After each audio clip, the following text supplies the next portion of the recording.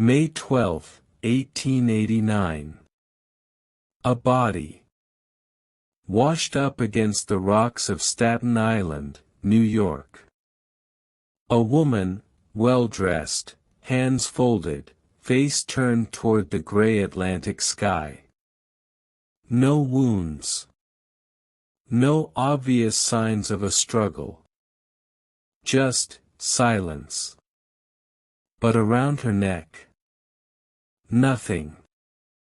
There should have been something there. Something she never left home without. And its absence would change everything. Mary Tobin was, by every account, a woman who had things figured out.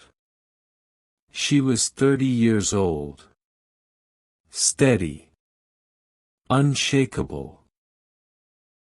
She had trained as a schoolteacher in Franklin, Pennsylvania, a town where people trusted her with their children. She had a community. A routine. A future.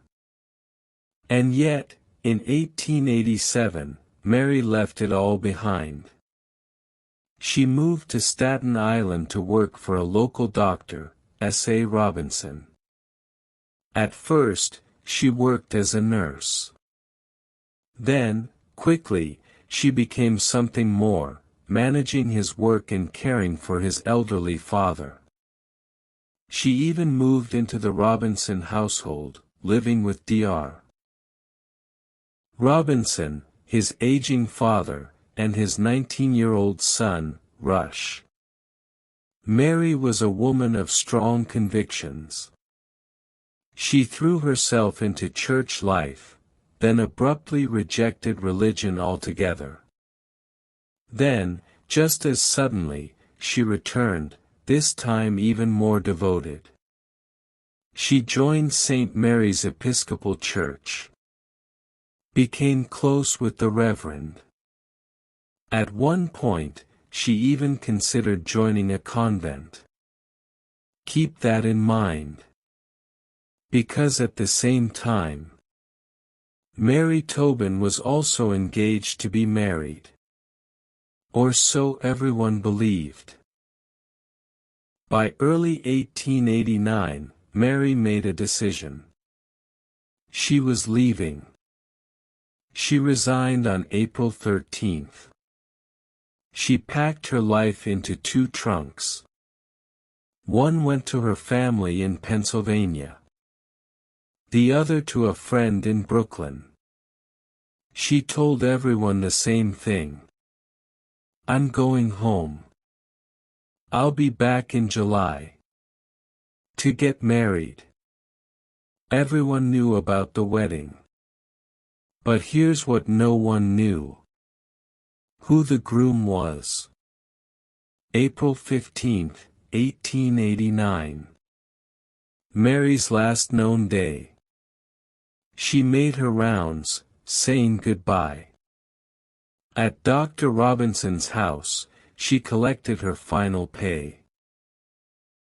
There was a disagreement. She left unhappy.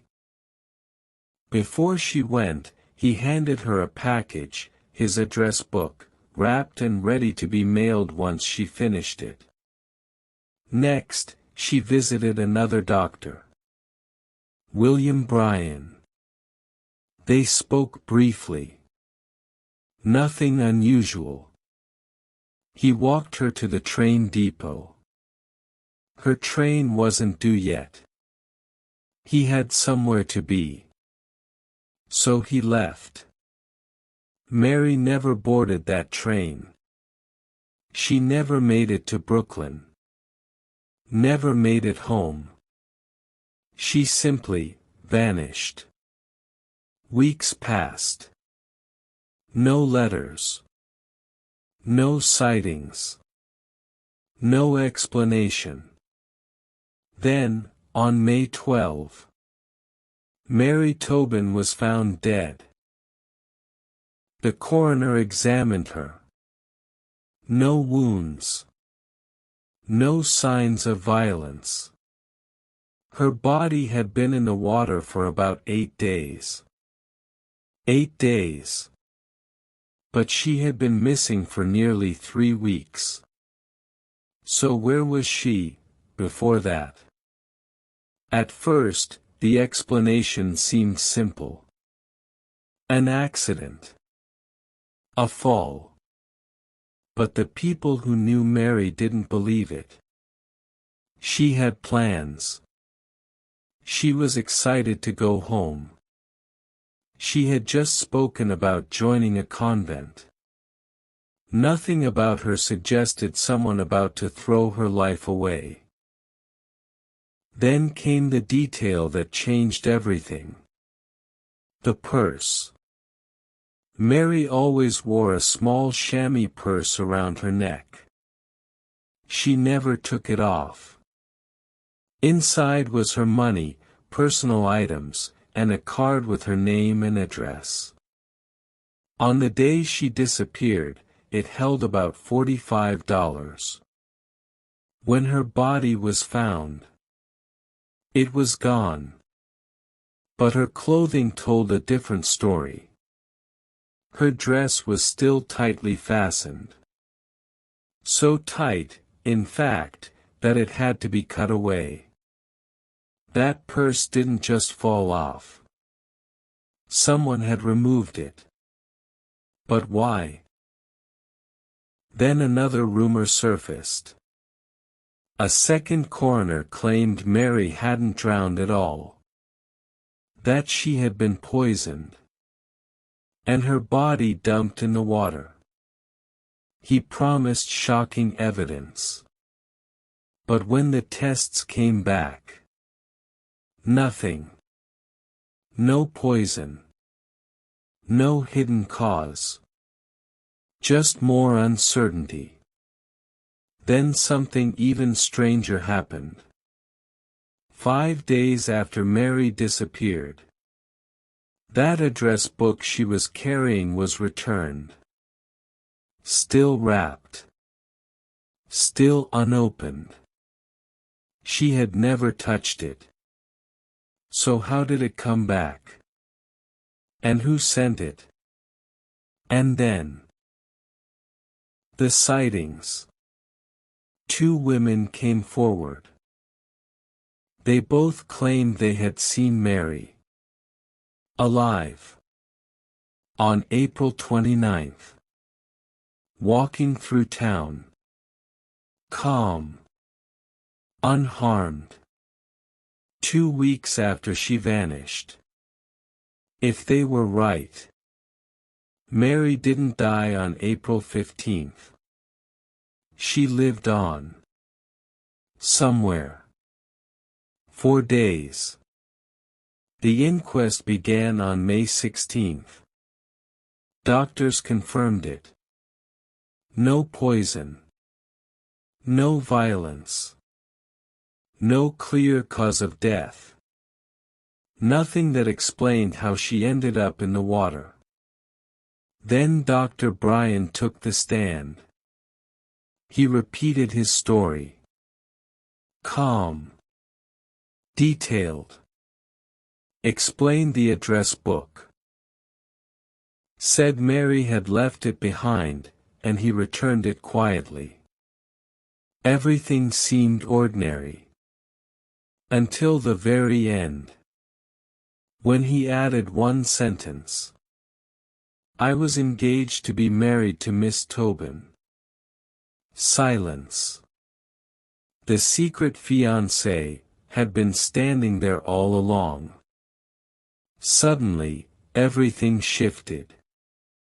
Rumors spread that he had ended the engagement. That very day.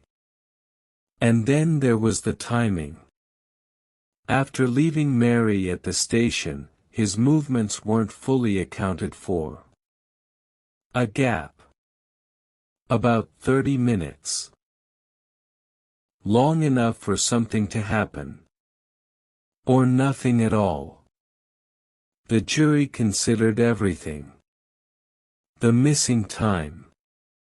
The secret engagement. The unexplained sightings. And still, they reached no conclusion.